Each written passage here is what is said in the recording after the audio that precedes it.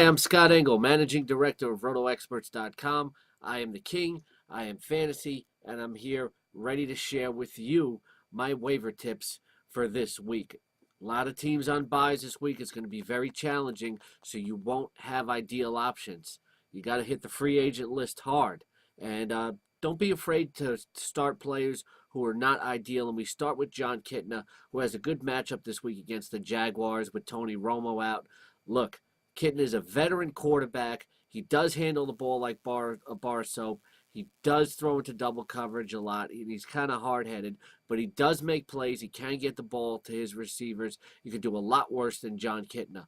For some reason, Ryan Fitzpatrick is the Rodney Dangerfield of fantasy football. The last 4 games, 11 touchdowns, 4 interceptions, and he did it against Baltimore last week, but still nobody's sure about him. Ryan Fitzpatrick is the best free agent pickup at any position in fantasy football this week. He's tough, he's aggressive, he's fearless, and he's going to get it done. Plug Ryan Fitzpatrick into your lineup with confidence. He is a top 15 fantasy quarterback right now. Matthew Stafford set to come back. Stafford will get the ball downfield. He'll make good decisions. You're gonna see good numbers for him as he continues to progress. If you're absolutely desperate, Donovan McNabb this week against those Detroit Lions. McNabb is going to give you not going to give you outstanding numbers any matchup, but he should give you pretty good totals this week. At running back, Chester Taylor, well, if you're really reaching deep and you're very desperate, it's going to happen this week. He may get some goal line carries because Matt Forte doesn't seem to get in the end zone. He's been getting stuffed and stoned a lot near the goal line. Taylor is probably better around the stripe there.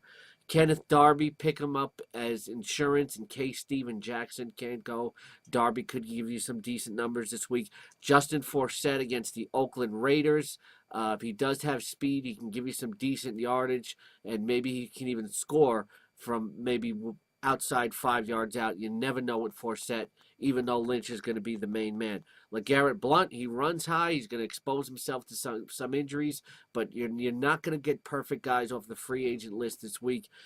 Add LeGarrette Blount if you can. And Mike Hart of Indianapolis is somebody I like a lot, especially on Monday Night Football against Houston with Joseph Adai out. He is going to be their primary goal line option when they go to the ground.